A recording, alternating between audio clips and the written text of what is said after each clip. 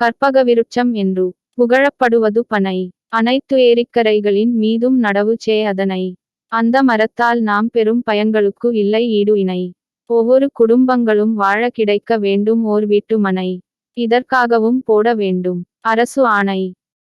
மழைநீரை சேமிக்க அதிக எண்ணிக்கையில் கட்ட வேண்டுமாறுகளில் அணை. இன்று வரை நான் உண்டதே இல்லை திணையுடன் தேனை.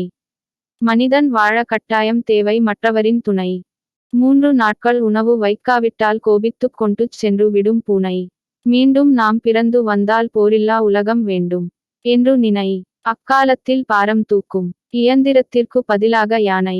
சிறுபிள்ளைகளிடம் கொடுக்க வேண்டாம் கைபேசி எனும் போனை.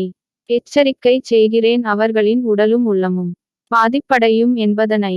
நீரை குளிர்ச்சியாக வைத்துக்கொள்ளும் பானை. மீண்டும் வலியுறுத்துகிறேன் குழந்தைகளுக்கு அருகில் கூட வைக்க வேண்டாம் போனை. புதிய பார்வையாளர்கள் எங்கள் யூடியூப் சேனலை மீண்டும் பார்க்க நேர்ந்தால் சப்ஸ்கிரைப் செய்ய நினை.